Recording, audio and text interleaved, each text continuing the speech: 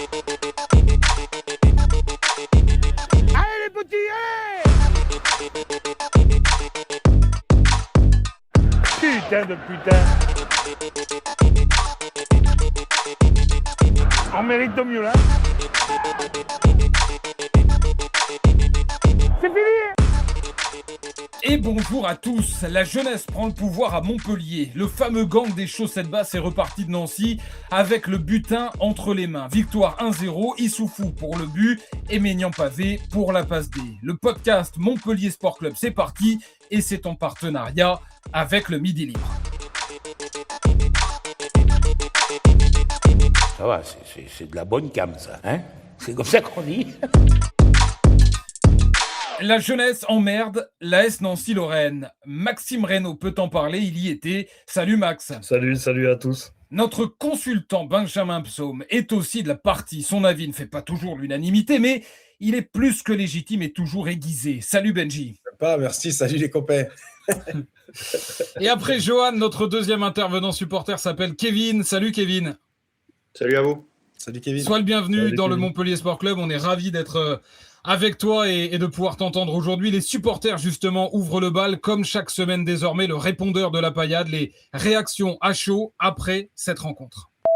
Salut à tous, c'est Mika de Viltel. La première victoire de la saison, elle est là. Pourtant, on n'avait pas tous les éléments en notre faveur avec Camara qui se blesse juste avant le match. Malgré ça, on était gagné à l'extérieur. Je pense que c'est une équipe, c'est une pierre à polir. Il y a encore pas mal de choses à améliorer, mais il y a vraiment du potentiel. Salut, Geoffrey de Lille. Je suis content parce qu'on a su rester quand même dominant, même si on manquait de tranchants et on manquait de conviction encore dans les 20 derniers mètres. Je pense que ça va se régler avec le temps et on avait quand même une équipe technique en face qui nous a mis quand même de bons coups de boutoir pour essayer de faire la différence, mais je suis content qu'on ait bien résisté.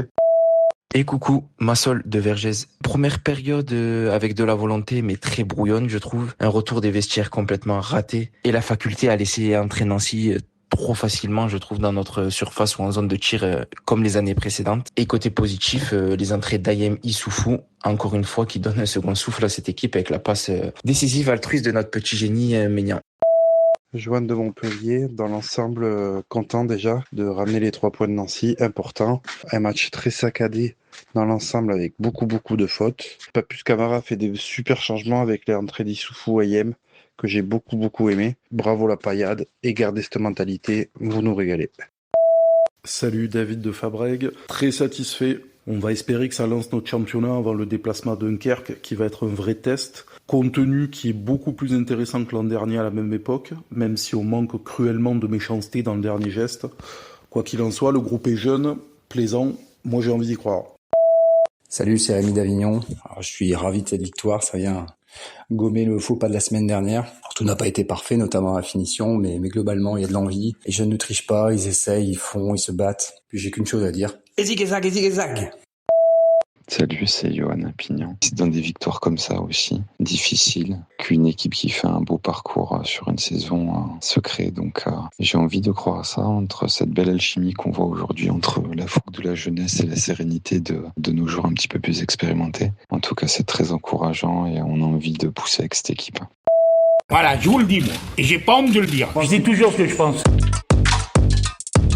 Voilà pour les réactions de David, Mika, Rémi, Johan, Massol, Johan et Geoffrey. Johan dont on soupçonne que ce soit en réalité Claude Puel, puisqu'il y a quand même un sosie vocal. Benji, ton analyse, Benji, après ce beau succès. Difficile mais beau succès. Écoute, j'ai plus de boulot à faire parce qu'ils ont tout fait. Répondre à des supporters, c'est bien. Ils ont fait la moitié du boulot puisque je suis dans l'ensemble. Je suis totalement, et on les salue. Je suis totalement d'accord un petit peu avec ce qu'ils ont pu évoquer. Mais mon analyse, c'est simple. C'est une équipe vraiment qu'on a envie d'aimer. C'est vraiment, on a envie de les aimer parce que c'est des gamins, c'est des jeunes. Je parlais de l'insouciance et de la difficulté d'aller jouer à l'extérieur quand c'est ta première fois. Et en fait, dès les premières minutes de jeu, j'ai vu qu'en fait, ils n'en avaient rien à foutre. Ils n'ont pas la crainte de jouer à l'extérieur. Ils ont une insouciance Et ça, c'est l'un des gros points forts de la jeunesse. Ils ont l'insouciance parce qu'ils font un premier quart d'heure superbe. Je les ai trouvés dans tous les duels, ils étaient bien hauts. On l'a vu, on parlera avec Maignan, mais Maignan, de suite, tu vois, au bout de 40 secondes, il commence à faire un sprint, à y aller. Tu vois qu'il n'y a aucun doute. Il regarde, je suis là. Et c'est vrai que c'est une équipe qu'on a envie d'aimer. Tout n'est pas parfait, on va l'évoquer en détail. On a le temps, on a toute la saison pour l'évoquer. Mais là, j'ai envie de parler vraiment du collectif et de la mentalité qu'ont ces jeunes. Parce qu'il y a de la qualité, ça, on le sait. Mais la mentalité fait que s'ils gardent cette mentalité-là, Zoumana, je pense qu'il est dans un fauteuil avec un vestiaire comme ça, parce qu'il n'a pas d'ancien, il n'a pas d'ego. On ne va pas reparler de TJ, tout ça, mais on sait qu'il adore faire progresser les jeunes. Et là, il a fait un gros pas à son image. Et on le voit bien qu'il va essayer de faire progresser tous les mecs un par un. Et après, tu te retrouves. La deuxième mi-temps, c'est vrai qu'on est un peu plus en difficulté. Nancy, on l'avait dit, équipe pas mauvaise, sur les côtés intéressants. On a un peu de réussite aussi avec ce poteau. Je pense à 1-0, c'est beaucoup plus compliqué. On a un peu de réussite. Et c'est vrai qu'après, on reparlera du but. Je veux qu'on reparle du but après, de sa conception, de A à Z, du début à la fin. Mais voilà, c'est juste pour retenir une équipe qu'on a envie d'aimer. Tout ne va pas être parfait. Parfois, ça va être compliqué. Mais voilà, elle est vraiment attachante, cette équipe, parce que comme je l'ai dit la semaine dernière, elle est vraiment marquée Gramont, vraiment marquée Payade, celle-là. Et surtout, ils ont une insouciance qui fait plaisir à voir. Vous êtes, si tu veux, des gens avec qui moi je suis obligé de collaborer et j'essaie de le faire avec beaucoup de disponibilité, mais je ne m'adresse pas à vous là quand j'explique ça. Je m'adresse aux supporters, à ceux qui nous aiment bien, c'est tout simplement pour ça. Maxime, évidemment, tu étais à Pico, donc je vais t'interroger dans le détail ensuite et on va développer sur pas mal de thèmes de cette partie. Juste pour faire réagir Kevin sur ce que disent les supporters et ce que dit Benji, est-ce que cette équipe, en effet, elle te donne envie de l'aimer? Bon, de toute façon, déjà on est sur le deuxième match, donc c'est que le début, mais ouais, c'est prometteur. C'est prometteur de voir ça. La jeunesse fait pas trop peur. Ça pourrait, parce que quand on voit Maignan, il a 16 ans, il vient d'arriver, on le jette de suite là-dedans, il aurait pu se casser la tête, mais au contraire, il a l'envie, il a la niaque, et ça fait longtemps qu'on n'avait pas vu quelqu'un avec la grinta comme ça sur le terrain. Donc ça fait plaisir. Les autres aussi,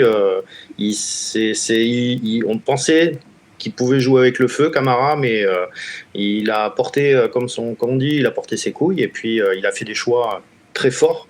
Et non, il y a quelque chose de beau qui est derrière. Donc c'est que le début, c'est que le deuxième match, et je pense que petit à petit ça va monter en puissance et ils vont mieux se connaître, mieux savoir jouer ensemble, et c'est que du positif. Ouais. Sur ça, je suis pas loin d'être d'accord avec toi, parce que alors je vais attendre pour avoir un avis un peu plus définitif et tranché, notamment la fin du mercato, mais j'étais assez dubitatif par rapport justement à cette construction d'effectifs. On en parlait en aparté, on en fera un débat dans l'émission, on en parlait avec Maxime Reynaud sur la construction de l'effectif. On attendra la fin du mois d'août et que ce mercato soit définitivement refermé, mais c'est vrai qu'il y a eu des choix très forts. Cette équipe est très jeune. On a vu le revers de la médaille la semaine passée, on le verra peut-être à nouveau cette saison, parce que c'est aussi le lot des équipes avec, je crois, hier sur le 11 de départ, moins de 23 ans de moyenne d'âge. Mais c'est vrai que cette construction d'effectifs est assez finalement séduisante. Et on pourra en effet de nouveau l'évoquer. Il y avait, c'est vrai, une envie folle de bien faire hier, et notamment d'entrer. On n'a pas toujours loué les entames du MHSC ces derniers mois. Je reviens sur la saison précédente. On a adoré l'entame, on a adoré ce que soulignait tout à l'heure Benji, l'intensité mise par tous les pailladins sur ce début de match, les courses dingues de Maignan Pavé qui a entraîné tout le monde vers l'avant, et ce pressing très haut, très agressif, qui permet de récupérer des très bons ballons sur la première mi-temps. On pourra parler évidemment du manque d'efficacité, mais cette entame, elle était agréablement surprenante, Max. Zoumana Camara, il nous l'avait dit dans la semaine, il y avait des bases sur lesquelles s'appuyer par rapport à la saison dernière, et on a vu sur cette entame de match que c'était pas la même équipe qu'en début de saison dernière, et effectivement qu'elle était plus dans la continuité avec ce pressing haut, avec cette recherche pour étouffer l'adversaire. Et puis surtout, moi ce que j'ai bien aimé, c'est la recherche de combinaisons sans arrêt. Il faudra peaufiner individuellement, mais dans les automatismes, on sent que Vidal Cartou, que Chenaï, que Meda, que Moukielé déjà, que tout ça prend assez vite finalement. Ils parlent le même foot. Et c'est ça c'est exactement ce que j'ai ressenti sur la première période, moins sur la deuxième. Après, il y a des erreurs, et c'est le revers de la médaille de cette jeunesse, et ça va être la constance. Sur le match de Méda, on en parlera peut-être plus en détail, mais on n'a pas retrouvé exactement le Méda de la semaine dernière. Chez Naï, je l'ai trouvé peut-être un cran au-dessus. Il a monté un peu le volume dans l'intensité. Mais dans la globalité, le retour de Chato a été séduisant aussi. Il y a des choses très positives dans cette équipe. Et dès la deuxième journée, la saison dernière, il ne faut pas oublier qu'il a fallu attendre un moment avant de trouver une intensité constante. Et là, on l'a déjà. Alors on est très élogieux, je vais mettre quand même quelques premiers bémols sur la première mi-temps. Si on reste sur celle-ci, c'est le manque d'efficacité qui a été quand même criant. Il y avait déjà une vingtaine de tirs avec un seul but la semaine passée, et de nouveau là des occasions, des situations parfois très très franches et très très nettes, avec c'est pas forcément toujours des mauvais choix, mais ce sont des frappes très molles, c'est un manque de détermination dans le dernier geste, c'est pas assez tueur, et ça c'est quelque chose qu'il va falloir apprendre très vite pour les moins expérimentés et corriger très vite pour ceux qui en ont davantage. Je suis tout à fait d'accord. Alors normalement, justement, l'une des qualités de la jeunesse et de l'insouciance que je parlais tout à l'heure, justement, c'est de ne pas gamberger, de ne pas calculer. Et c'est vrai que dans les 30 derniers mètres, on l'a vu beaucoup avec Mukiele. Et c'est vrai que dans les situations dans les 30 derniers mètres, on sent qu'il y a encore un peu de gamberge. On n'y va pas à fond, d'où tes frappes molles que tu as vues. On n'y va pas à fond, on gamberge un petit peu avant vraiment de se lâcher. Donc c'est vrai que ça crée une frustration parce que tu fais une très bonne entame, tu as des situations, mais tu ne scores pas. Donc, tu fais pas mal à l'adversaire psychologiquement aussi. Ça se travaille. Ils sont jeunes, ils vont travailler, ils vont faire ça, des séances, des spécifiques, ils vont faire les après-midi. Ils sont jeunes, ils peuvent doubler les séances. Donc, Zoumana va aller prendre l'après-midi, tous les offensifs devant le but, ils vont bosser. Mais c'est plus en termes d'état d'esprit, c'est leur apprendre que le plus dur dans le foot, c'est de marquer des buts. Il n'y a pas de secret, c'est le plus dur. Et il faut mettre de la conviction dans tout ce qu'ils vont faire. Et parfois, j'ai l'impression, que ce soit Païs, Mukiele, même Maignan, des fois, ils n'ont pas la conviction encore dans la surface, dans les 30 derniers mètres pour vraiment faire mal, cadrer les frappes et faire mal à l'adversaire, au gardien. Donc ça, c'est un truc qui va être... mais cette équipe-là, de toute façon, on peut parler de tout. Il y a au moins une vingtaine d'axes de travaux. Je ne sais pas si on dit travail ou travaux, mais il y a une vingtaine d'axes. Et c'est la chance d'avoir une équipe jeune. C'est que là, c'est un laboratoire tous les jours, quoi. Zoumana, il arrive à Grammont, c'est un laboratoire. Il regarde les matchs, il analyse, il leur fait la vidéo. Ils sont à l'écoute. Il y a ça à bosser. Méda, tu m'as fait trop de pertes de balles. Mais c'est la jeunesse, Bébert, ça. C'est la jeunesse. On le voit sur ses pertes de balles, c'est parce qu'il se sent bien, ils sont bien. Il a fait un bon match la semaine dernière, il rentre dans l'équipe. Et tu le vois, ces pertes de balles qu'il fait, c'est typiquement les pertes de balles des jeunes. C'est je suis un peu facile, je vais essayer de faire tranquille, je suis un peu tranquille. Bam, tu te fais coincher. Heureusement, derrière, on ne prend pas but. Axe de travail. Pas de nonchalance, pas de suffisance, les gars. Vous êtes jeunes. Une perte de balle en Ligue 2 à 50% du champ. En Ligue 1, c'est 70%. Il y a but derrière. En Ligue 2, tu as un peu plus de chance, il n'y a pas eu but. Mais il a énormément d'axes comme ça à travailler. J'ai vu Max qui a levé le doigt. Non, mais par rapport à ce que tu dis, ce que je trouve qui est hyper intéressant, évidemment, il y a énormément d'axes de travail, et le match de Dijon, il en avait soulevé un énorme, c'était la gestion émotionnelle et le côté faire corps dans les moments, dans les temps forts des adversaires et dans les moments qui comptent. Et hier soir, alors il faudra évidemment voir à Dunkerque, voir dans d'autres matchs, etc. Mais d'une semaine sur l'autre, il y a effectivement la recherche de la constance, mais il y a aussi le fait d'apprendre et de tout de suite mettre en application. Et là, on a vu sur la fin de match qui était quand même tendu, qui était sincèrement, je me disais à quel moment ils vont craquer. Ils n'ont pas craqué, et je les ai trouvés tous hyper concernés, même quand ils ont célébré le but, tout de suite ils se sont dit, il y en avait plusieurs qui disaient calme, on va pas refaire les mêmes erreurs. Et ça, je trouve ça hyper positif de se dire, ils sont dans cette démarche de on va apprendre, on n'est pas têtu, on est là pour ça, on va pas refaire les mêmes erreurs. Kevin, par rapport à tout ça, est-ce que c'est quelque chose que tu partages? Est-ce que c'est quelque chose que tu crains Non, il faut pas le craindre. C'est une équipe qui est jeune. Ça, on l'a tous vu. Faut savoir qu'il y en a, il y a 2 ans, ils étaient en 17 NAS. Donc, d'un coup, ils découvrent le monde professionnel. Donc, il y a l'euphorie débutante. C'est des gamins qui, d'un coup, rentrent dans un championnat. C'est le 2e match. C'est le début.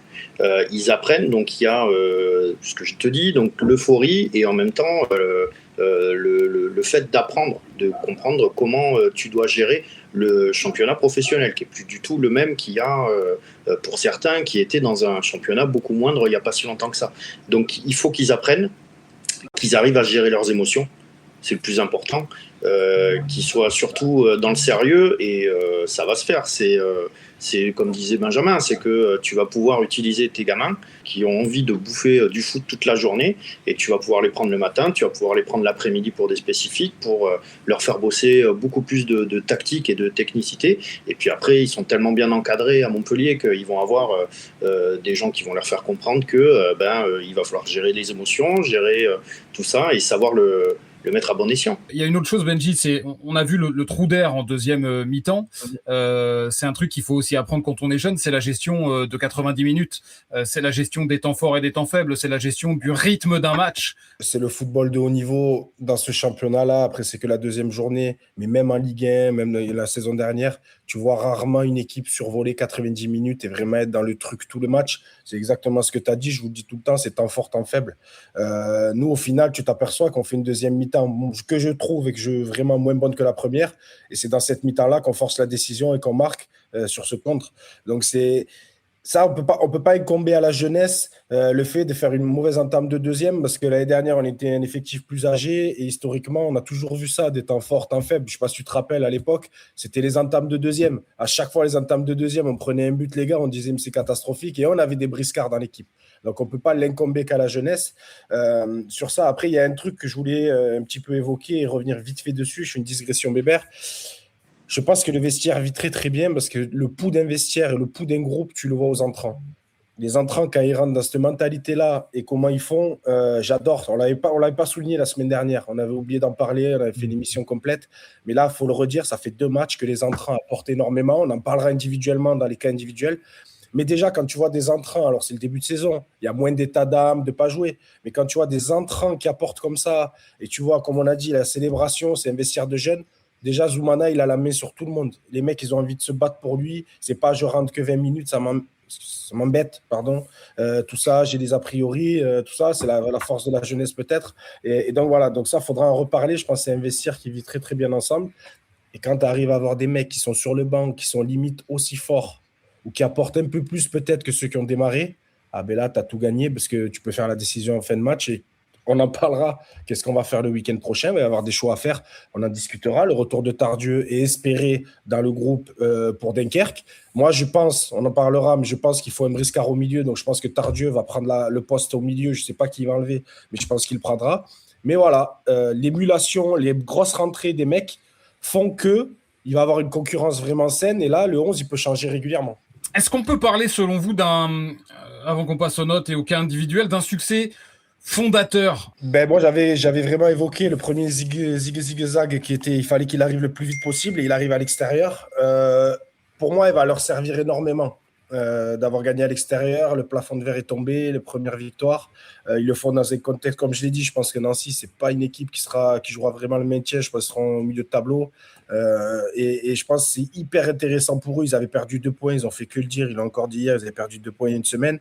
Ça y est, excusez-moi le terme, on est dépucelé, on a fait la première victoire, on est à 4 sur 6, on arrive chez une équipe, pour moi en pleine bourre, et je pense qu'il sera dans le haut tableau. On va aller jouer là-bas, plein d'ambition, plein de bonne volonté. Je ne vais pas dire que c'est un tournant ce qui va se passer le week-end prochain, mais par contre, on va vraiment voir ce qu'ils ont dans le ventre, parce que Dunkerque, on en reparlera, c'est hyper intéressant. Si jamais je vois des gars qui abordent le match comme ils l'ont fait là, et qui arrivent à embêter et à gêner cette équipe de Dunkerque, je dirais là on peut voyager, on est costaud. Donc je pense que psychologiquement, pour répondre à votre question, parce que je pars toujours à droite à gauche, psychologiquement, elle leur a fait énormément de bien, parce que mine de rien, et c'est que la deuxième journée, on s'en fout, mais Max Reynaud, quand il a fait son petit classement dans le Midi Libre ce matin, Montpellier, ils sont quoi, 4e ou 5e?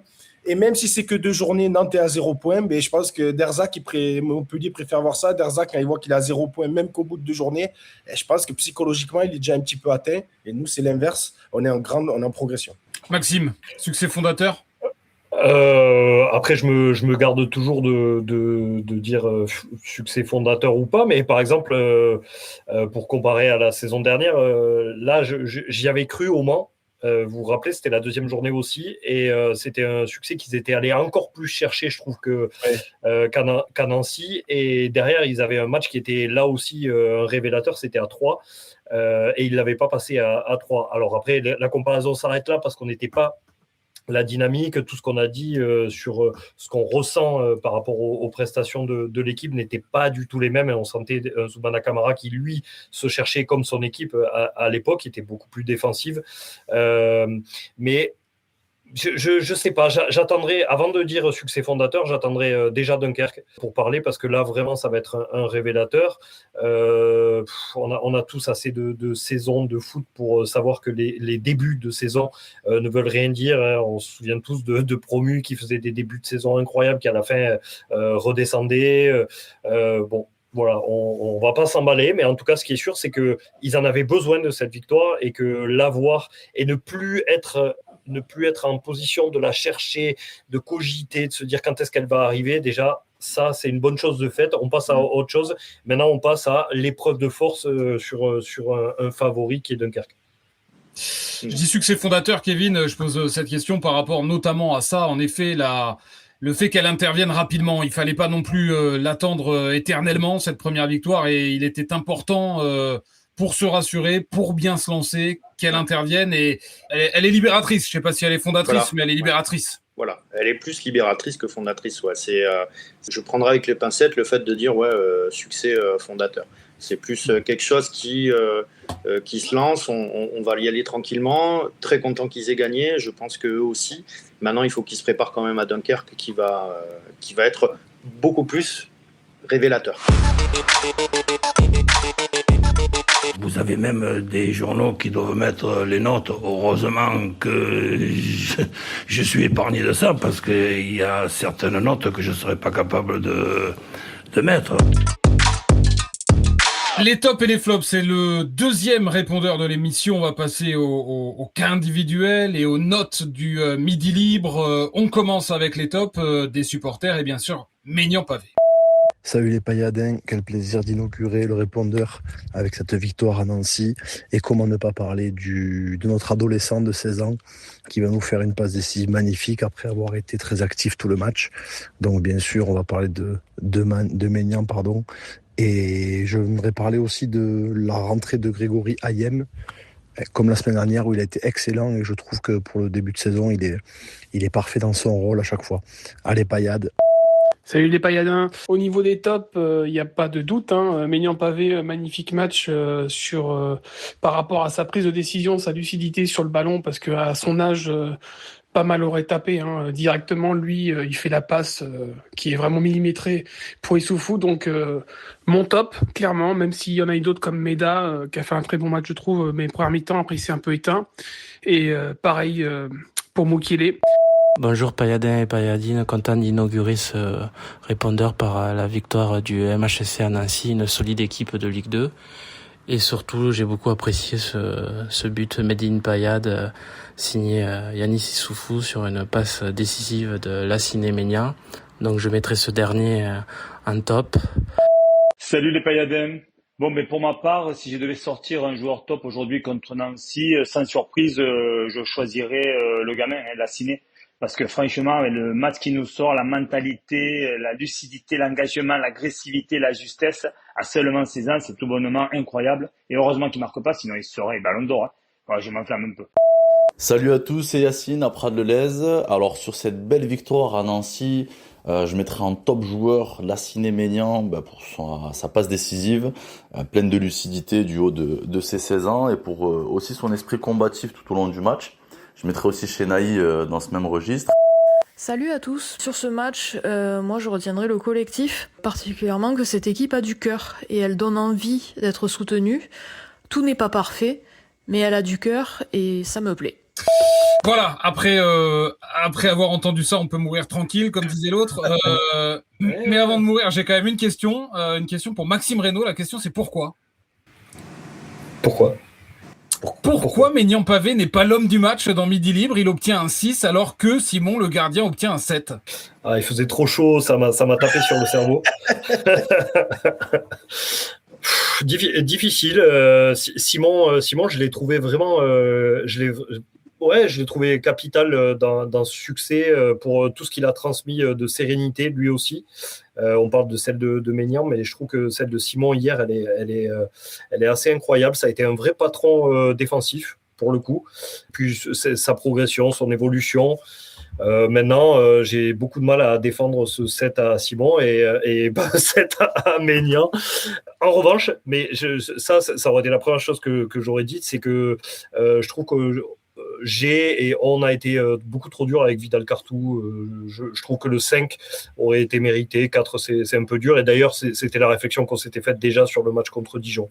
Bon, évidemment, on a tous Maignan pavé à la bouche parce que l'histoire, parce que la jeunesse, parce que décisif, parce que offensif, mais c'est vrai que voilà, Simon mérite aussi une bonne note sur ce match. Ça va te surprendre, mais pour une fois, je suis d'accord avec Max. C'est probable. Il fait chaud aussi chez moi.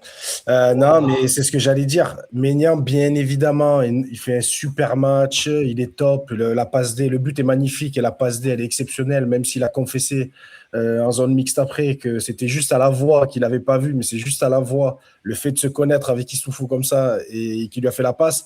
Et il a été une activité exceptionnelle, mais tout le monde l'a dit, bien sûr. Mais c'est vrai que moi, dans ma feuille que j'ai fait, j'ai pas mis Maignan en premier, moi. Moi, j'ai mis Simon aussi, parce que Simon, il est en train de me faire des choses que je voyais pas la saison dernière.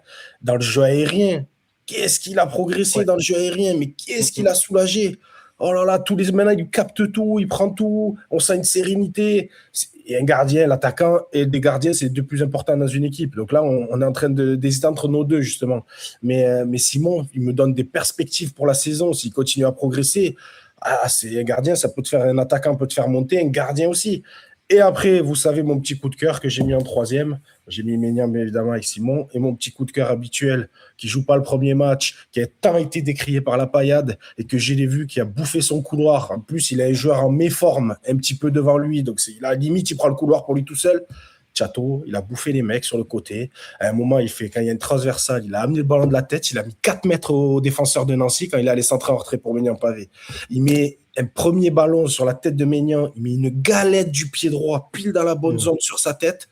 Mon Chateau, il est en train de me repartir exactement comme la saison dernière. Maintenant, comme il a que des gamins à côté, il fait limite office d'ancien, comme parlait on cherchait des anciens. Mais El Anachi, je pense qu'il est foutu à ce poste-là. Si Chateau ne se blesse pas, Chateau peut te faire une saison en Ligue 2 avec des jeunes comme ça. Ça va le responsabiliser. Il va pouvoir conseiller les gars. Je mise beaucoup encore sur Chateau cette saison. J'allais dire, en effet, personne ne l'a cité dans le répondeur. Alors, tout le monde, évidemment, a beaucoup parlé de Maignan pavé, de Hayem aussi, qui plaît à juste titre.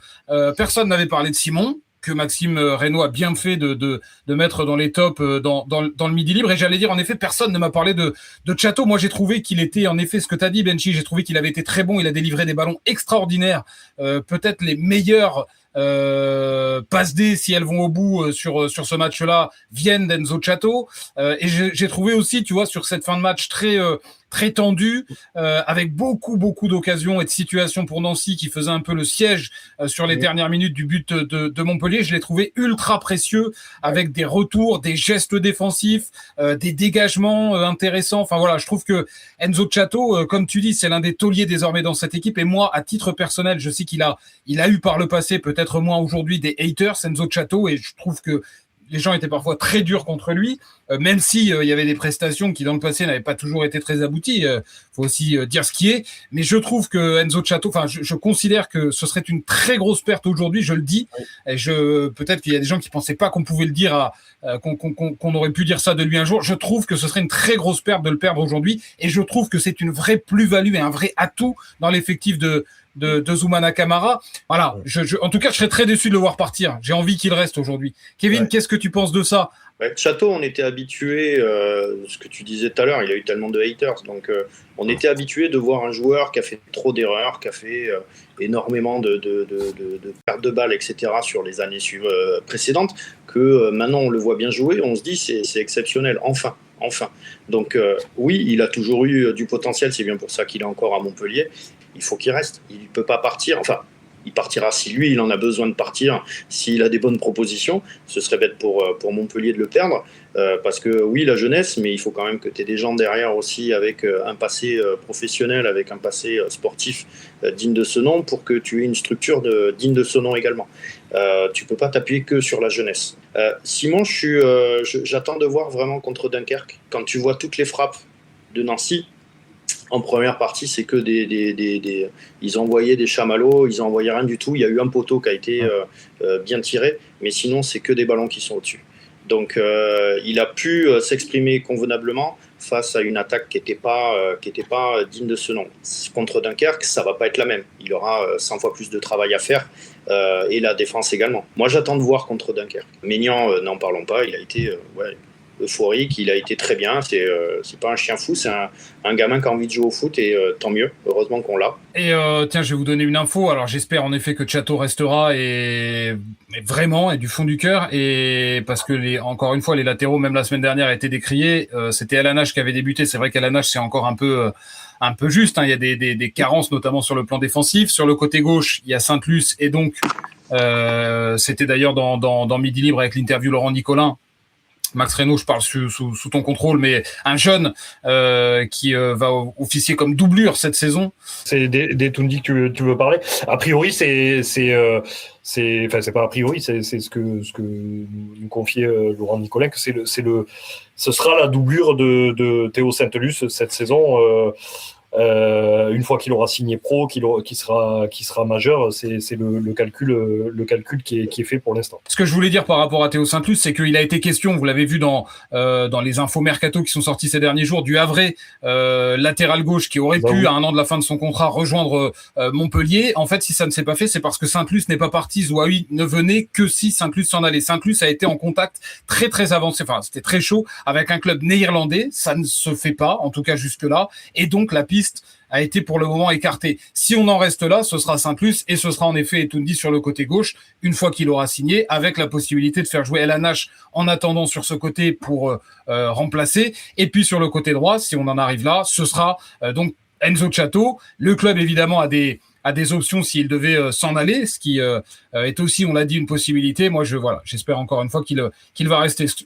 Je voulais qu'on évoque aussi, ils sont pas notés évidemment dans Midi Libre parce qu'ils sont remplaçants. Ayem, qui a été beaucoup cité, hein, vous l'avez entendu aussi dans le répondeur, et puis Yanis Issoufou. Ce sont deux joueurs qui sont décisifs. D'abord Ayem, c'est la rampe de lancement sur l'action du but. Benji, tu voulais qu'on parle du but, c'est la rampe de lancement. Et puis Issoufou, qui fait à nouveau une belle entrée. Il a été déjà très entreprenant la semaine passée, et là encore une fois il est séduisant. On va aussi parler du flop Nicolas Pays, et il peut y avoir aussi attention, du danger par rapport à ce que sont en train de montrer ces garçons-là et ce que lui ne montre pas, mais c'est vrai que ces deux garçons sont ultra intéressants sur ce début de championnat. Mais sur le but, Ayem, il m'a fait toute la panoplie du milieu de terrain moderne. Voilà, il me fait une super récup de balle.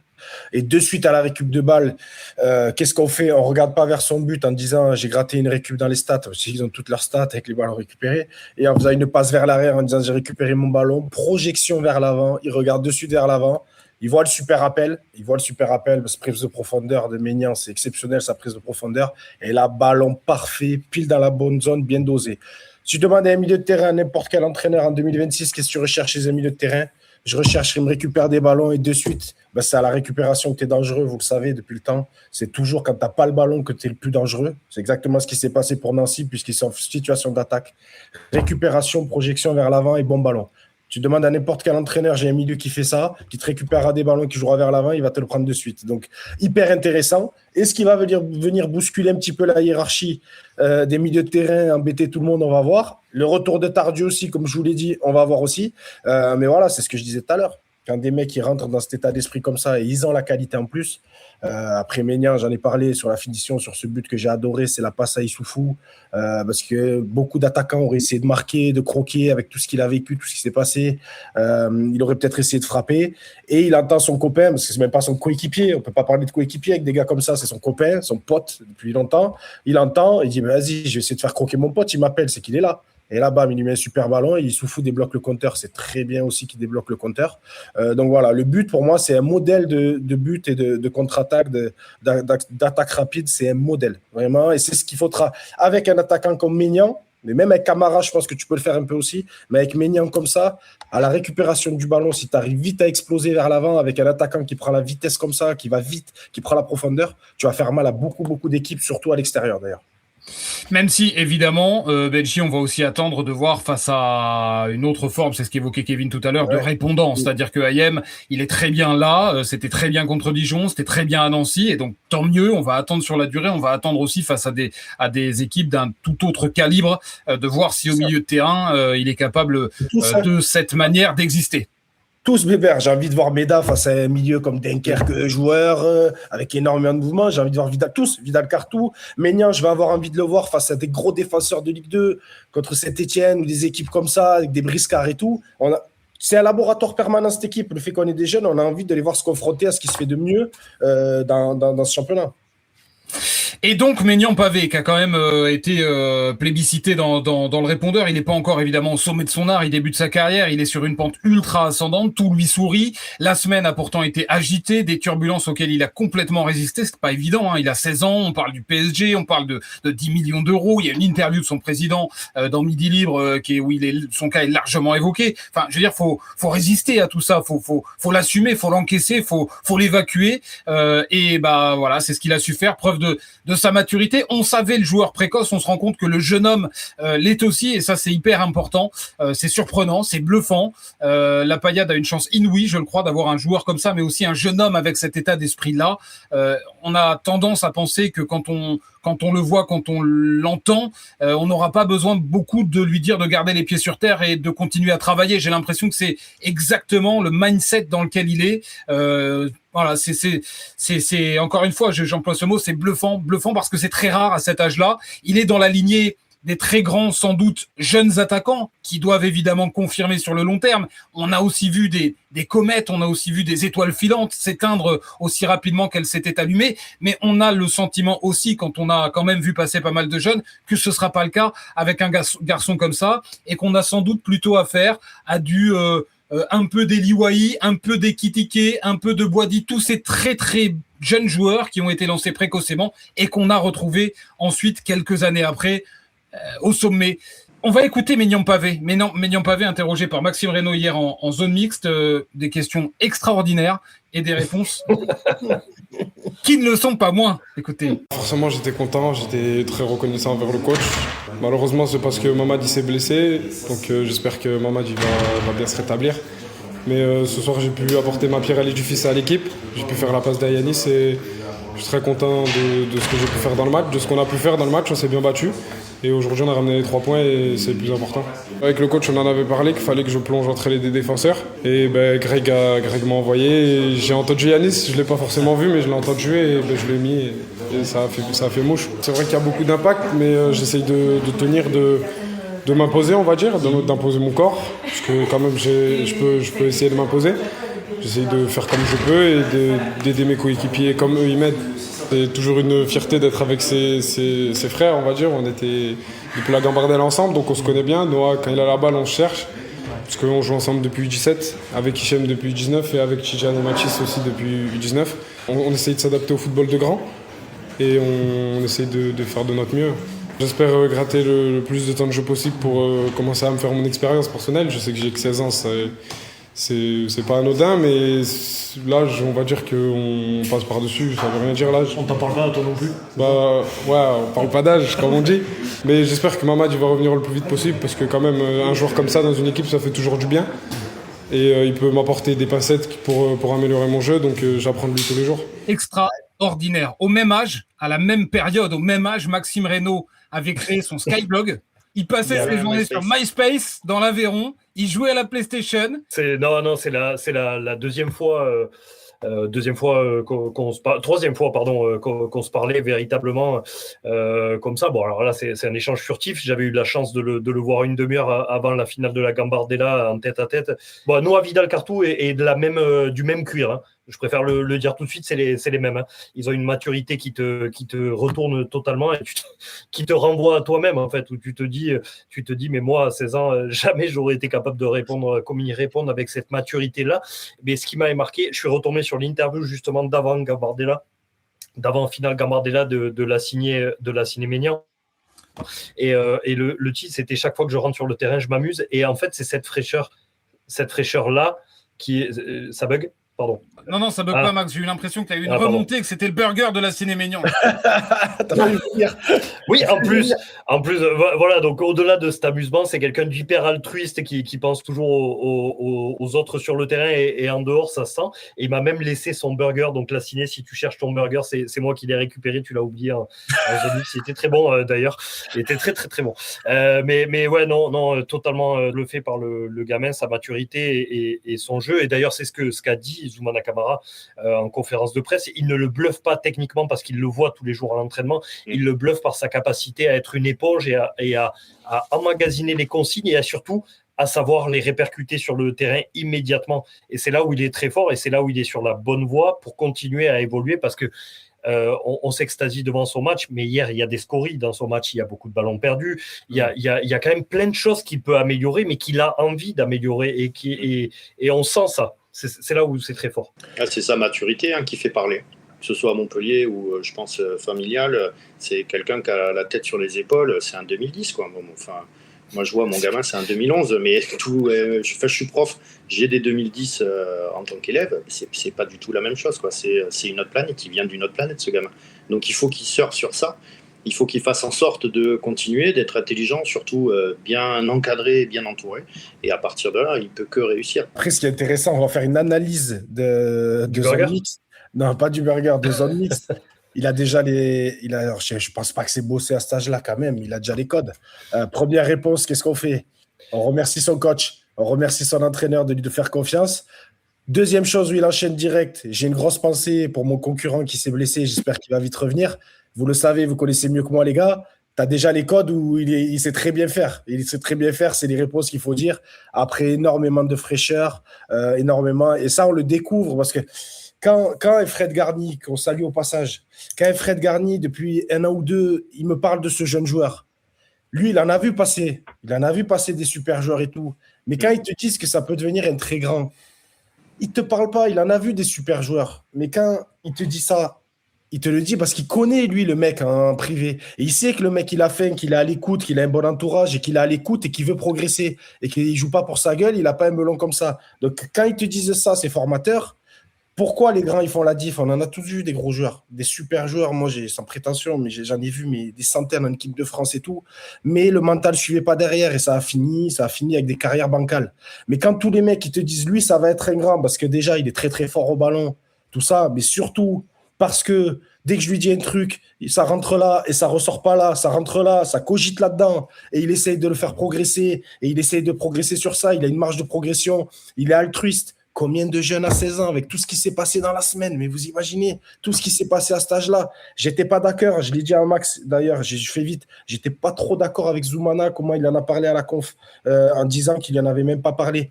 Quand la question lui a été posée par un de tes confrères, est-ce qu'avec le tapage médiatique, avec ce qui se passe, est-ce que vous êtes allé lui parler, en discuter avec lui ? Et lui, il avait dit que pour lui, c'était que des rumeurs et qu'en gros, il n'avait pas à lui en parler parce que c'était que des rumeurs. Mais il y a eu un tel tapage que moi, non.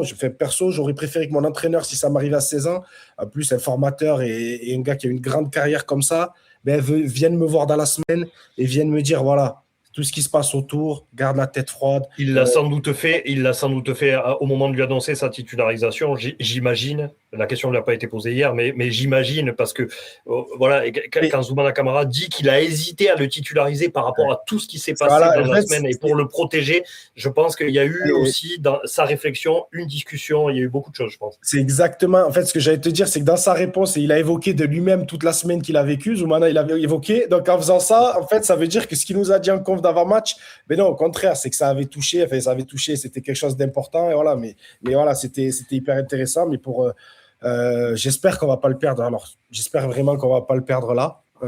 J'espère quoi qu'il arrive qu'on va pas le perdre là et j'espère même qu'on va pas le vendre maintenant. Benji, juste sur ça, je te réponds, ça n'arrivera pas parce que pour Plusieurs raisons. La première, c'est que Laurent Nicolin, on l'a bien senti aussi dans l'interview de Midi Libre et au travers de ce que Maxime a raconté ces derniers jours, mais n'a pas besoin urgemment d'argent. C'est-à-dire que ils sont repartis sur une nouvelle page qui est quand même moins délicate que celle qu'on pouvait craindre avant. Ça, c'est la première chose. Deux, Laurent Nicolin, il a compris une chose, c'est qu'il avait un crack entre les mains et qu'il avait tout intérêt à ce que ce crack fasse une saison complète en Ligue 2 avec, il est déjà en train de faire des stats, donc des stats en fin de saison, que ce soit des buts ou des passes D, qui fait que ça vaudra pas 5 ou 10 millions aujourd'hui, mais ça en vaudra peut-être 15 ou 20 dans un an, et avec en plus des bonus, des plus-values, et ce que tu veux, et des pourcentages à la revente. Et 3, Maignan Pavé lui-même, et ça rejoint ce que vous êtes en train d'évoquer, est quelqu'un de très structuré au niveau familial, maman très très intelligente, les pieds sur terre, il n'y a pas de problème. Il a sauté une classe, Maignan Pavé, c'est aussi pour ça explique ceci, explique cela dans sa façon de s'exprimer, dans sa maturité.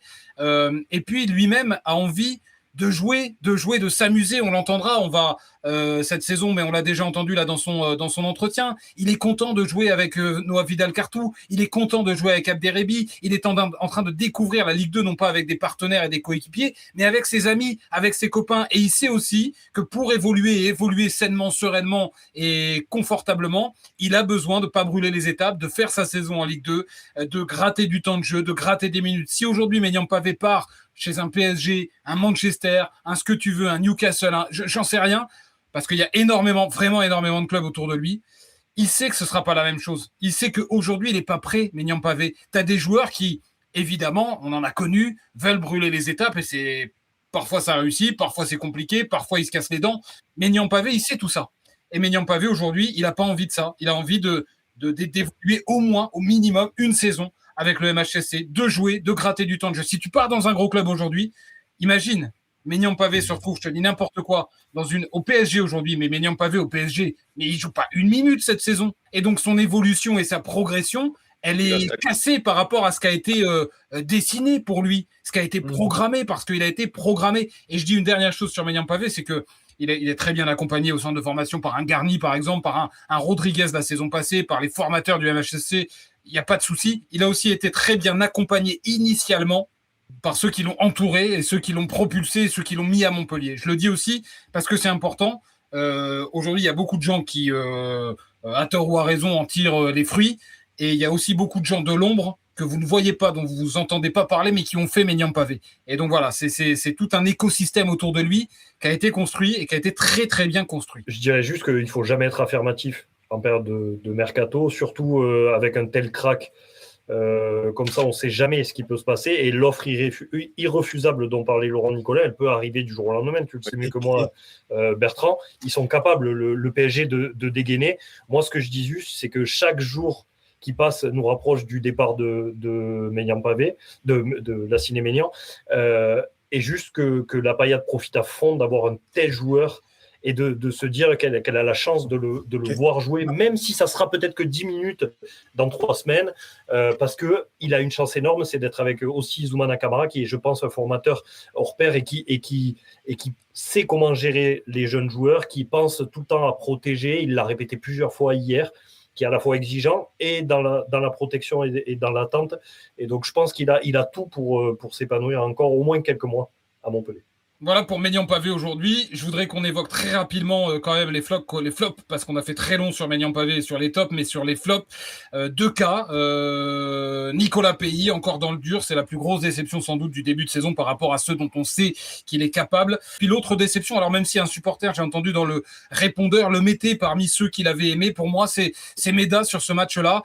Aussi par rapport à ce que tu disais, Benji, tout à l'heure, et sans se concerter avec Maxime Reynaud, c'est comme pour Enzo Chato, j'ai découvert qu'il avait pris un 3 dans Midi Libre juste avant qu'on enregistre, et dès la fin du match hier, je me disais, Méda sera parmi les tops de ce match-là. Je trouve que c'est pas que tout son match est raté, c'est que par rapport au rôle qui est le sien, pour moi, il y a quelque chose qui est déterminant quand on a la position de Méda sur le terrain, c'est les pertes de balles ultra dangereuses et dans les mauvaises zones. Et pour moi, ce que disait Benji tout à l'heure est tout à fait vrai, il y a eu de la suffisance sur certains gestes et certaines prises de balles qui fait que derrière, ça peut faire mouche. C'est complètement ça. Et d'ailleurs, par rapport à ce que tu dis, c'est pas son match qui est mauvais, c'est que ces erreurs-là, elles peuvent coûter très très cher, et il ne les a pas faites contre Dijon. Il était beaucoup plus constant.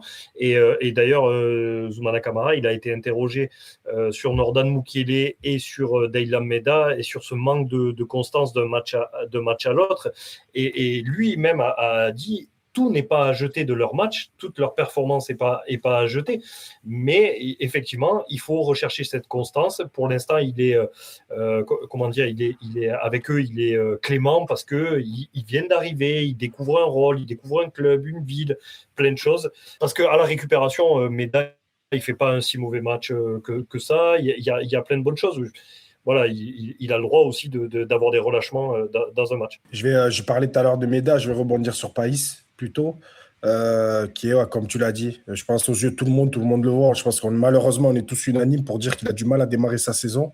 J'essaie de réfléchir, j'essaie un petit peu de réfléchir, j'essaie de me mettre à sa place avec mon vécu, mon passé. Je me dis, qu'est-ce qu'il peut faire qui nous ait montré de si belles choses par le passé, que là, vraiment, parce que lui, c'est un peu pareil. Quand il regarde autour de lui, je ne vais pas te dire que c'est un ancien, parce que c'est sa 2e année en pro de 16e saison. Mais quand il regarde les mecs autour, un Ménian, un Mukiele, Issoufou, un truc comme ça, limite, il fait figure d'ancien, tu vois, un peu comme Chateau, un peu. Ouais. Et je me dis, j'essaie de trouver des solutions. Je me dis, parce qu'il n'a pas l'habitude, il arrive du monde amateur, c'est particulier, tu changes complètement de planète. Et c'est peut-être les premières fois où il y a eu on se rappelle de l'intérêt de Metz, transfert avorté, mais il y a quand même un intérêt de Metz et tout. Je me dis, est-ce que psychologiquement, il ne s'était pas déjà vu aller là-bas? Et est-ce que le fait de rester ici, ça ne lui a pas mis un petit coup au moral? Ça peut arriver aussi, parce qu'il n'a jamais eu à gérer des transferts comme ça en pro. Et il faut se souvenir, ce gars-là, il était encore en CFA il y a 2 ans et demi. Ouais. J'essaie de trouver toutes les solutions pour me dire comment, avec les qualités qu'il a, comment il n'arrive pas à nous les montrer. Là. On sent qu'il est en dedans, même physiquement. Il passe plus comme avant, il a plus son petit coup de rein, ses petits crochets.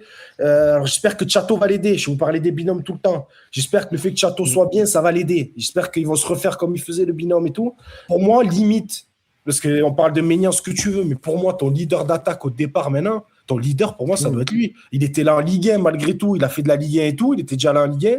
L'année dernière, il a fait une saison en Dancy où j'ai dit son irrégularité m'embêtait. Mais s'il est régulier, ça veut dire qu'il m'a montré du bon aussi et du moins bon. Mais il m'avait montré du bon.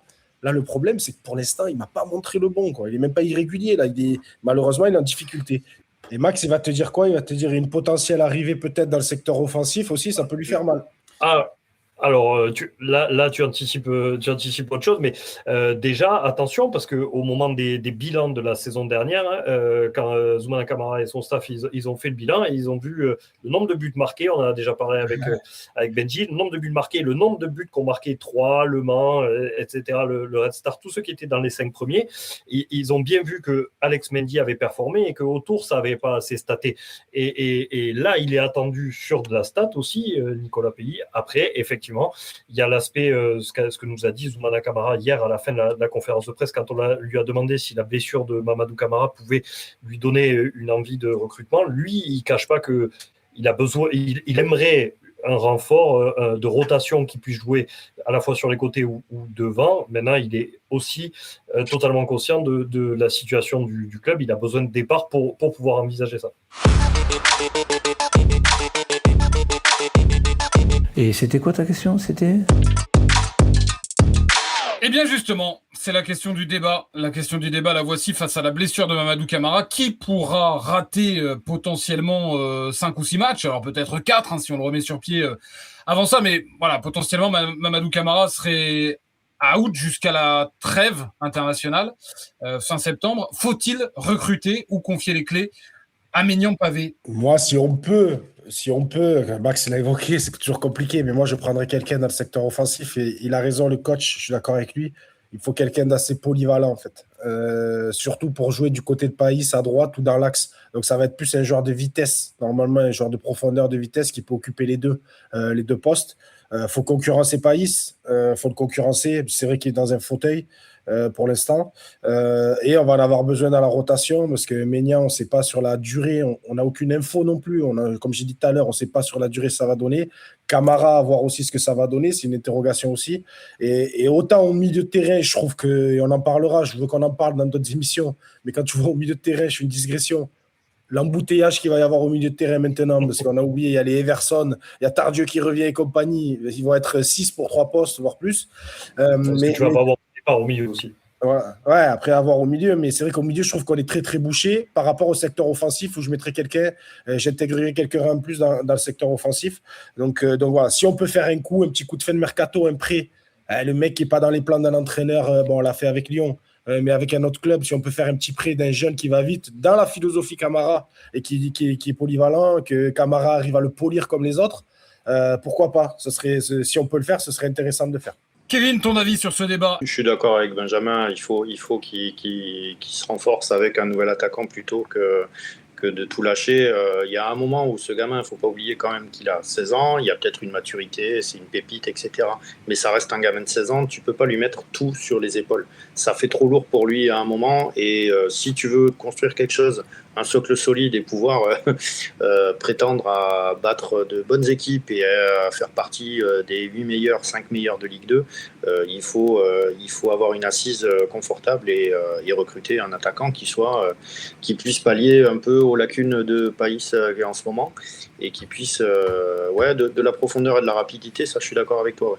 Maxime. Tout dépend aussi de si tu vas pouvoir faire des départs ou pas, c'est eux qui ont les clés.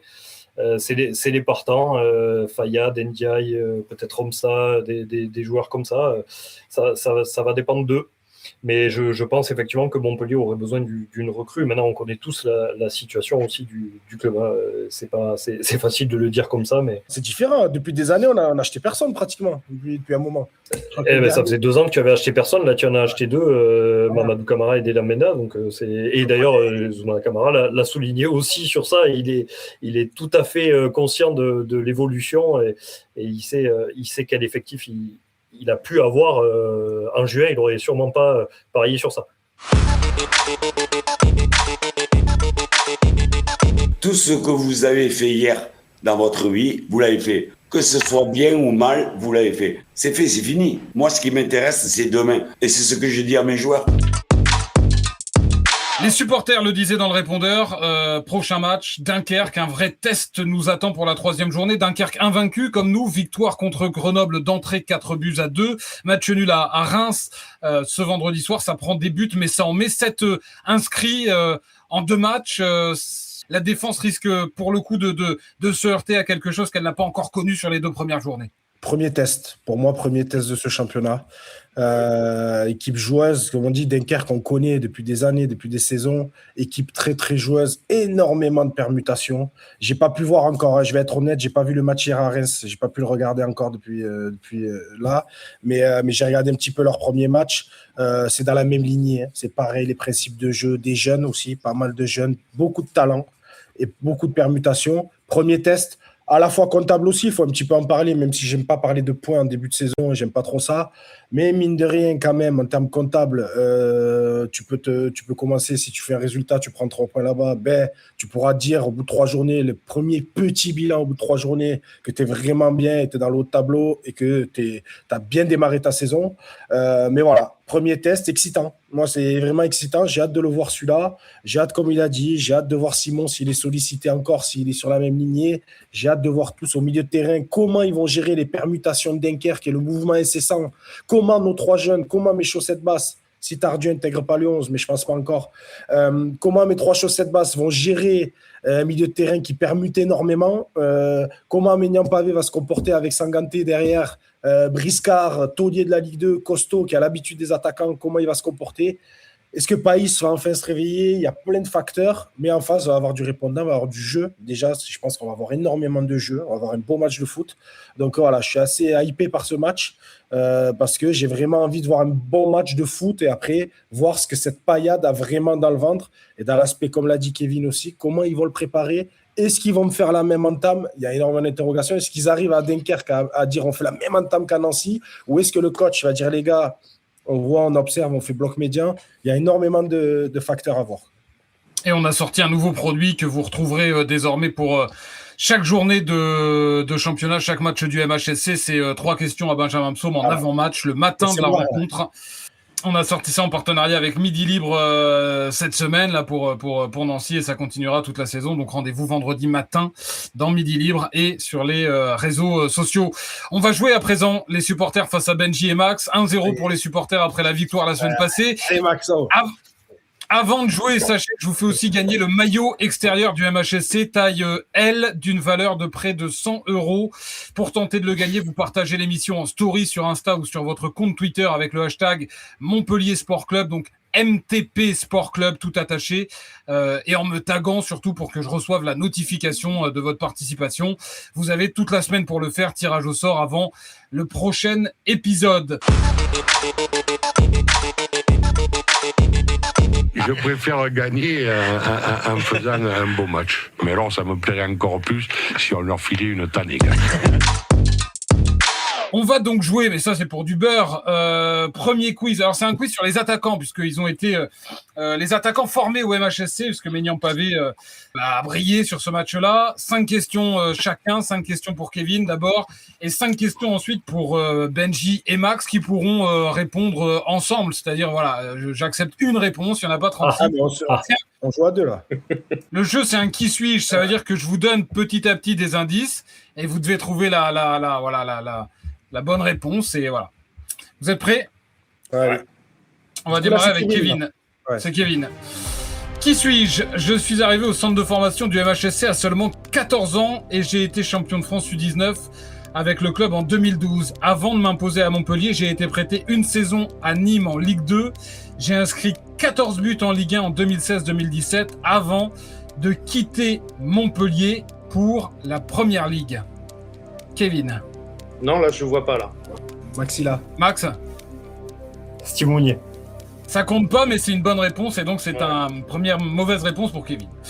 Deuxième question, Kevin. Qui suis-je? Je suis arrivé au MHSC à 15 ans et j'ai rapidement empilé les buts avec les équipes de jeunes. J'ai disputé mon premier match professionnel à 17 ans contre Metz en décembre 2020. Lors de ma dernière saison à Montpellier, j'ai marqué 19 buts, dont 4 dans un même match face à Lyon. Ils perturbent quand même les deux. C'est des concentrations. Bébert, il va t'en vouloir. Hein. Il va t'en vouloir si tu sais pas. Ah là, il était obligé de le mettre, c'est pour ça que j'ai ça.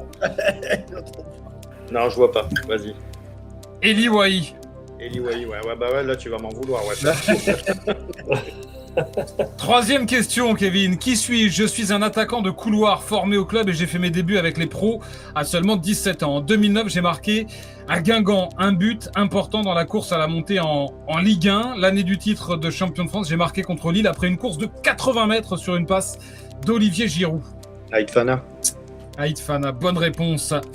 Premier point marqué par Kevin. Qui suis-je? Quatrième question. Originaire de Mayotte, j'ai été repéré à Istres avant d'intégrer le centre de formation du MHSC en 96. Après avoir commencé comme joker, je me suis progressivement imposé comme titulaire en attaque et lors de la saison 2000-2001 en D2, j'ai terminé meilleur buteur du MHSC et deuxième meilleur buteur du championnat.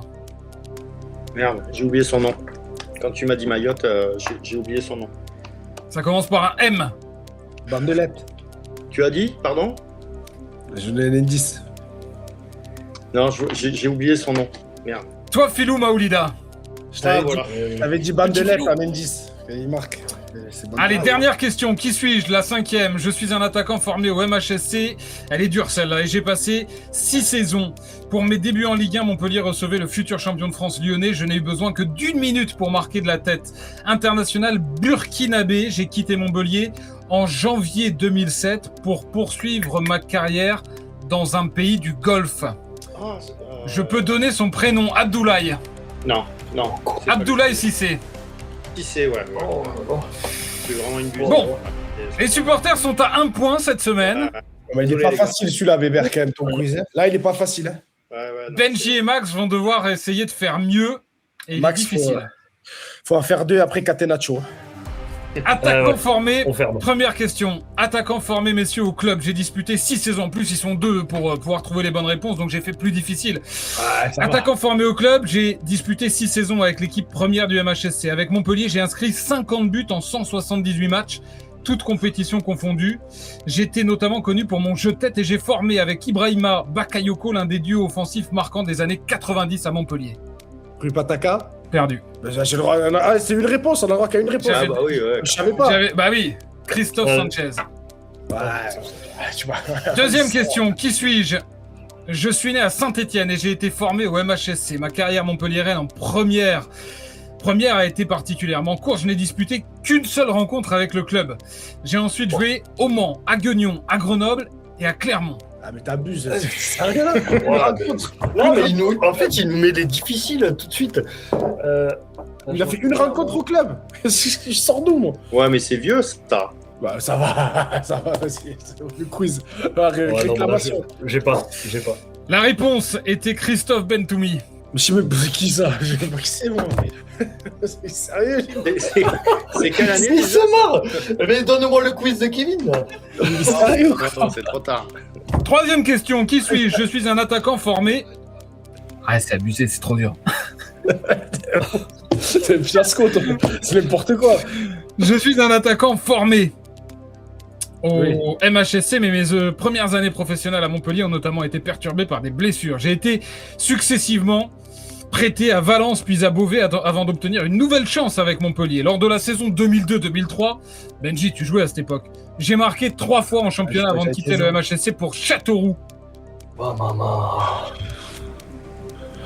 Attends, Valence. Grégory Lacombe. C'est ce que j'allais dire. Non, mais non. Bah, je sais pas, mais tu as vu le quiz, c'est quoi? C'est une blague ton quiz, non, là. Mais attends. Tu l'as, Max? Max, il a le droit de... Valence, c'est pas... Attends. Bertrand, donne-moi un indice. C'est pas quelqu'un qui est revenu au club en tant que formateur ou... Non, il s'appelle Marc-Éric. Non. Ah bah non, je sais pas. La réponse était Marc-Éric Gay. Ah, j'ai joué avec lui. Mais non. À l'UNFP. C'est trop dur. Bon, tout ce que j'ai à dire, c'est quelle indignité, monsieur Quenot. Quelle indignité. Allez, il vous reste 2 questions, elles sont faciles. Et elles peuvent vous permettre de doubler Kevin. Qui suis-je? J'ai été découvert à Abidjan en 95 par Roger Mila qui travaillait alors au recrutement du MHSC en Afrique. Durant ma première saison à Montpellier, j'ai intégré le centre de formation et remporté la Coupe Gambardella. Merci Maxime. J'attendais qu'il dise, j'allais dire que ça de toute façon. Bonne réponse. International ivoirien, j'ai inscrit 31 buts en 90 matchs avec Montpellier avant de rejoindre Everton. Ça fait égalisation. Il reste donc une question décisive. Qui suis-je? 5e indice. Je suis originaire de La Réunion. J'ai été formé au MHSC. Après Montpellier, j'ai notamment porté les couleurs du PSG et de Newcastle. International français. Robert. C'est une bonne réponse. Dès que c'est un peu moins dur. C'est un peu moins dur. C'est une victoire du consultant et de Midi Libre face aux supporters. Donc, 1 partout. Vous êtes ex-aequo au classement du quiz cette saison, puisque Benji et Max égalisent aujourd'hui face à Kevin. Ouais. Voilà, messieurs, bravo, pour Benji. le quiz.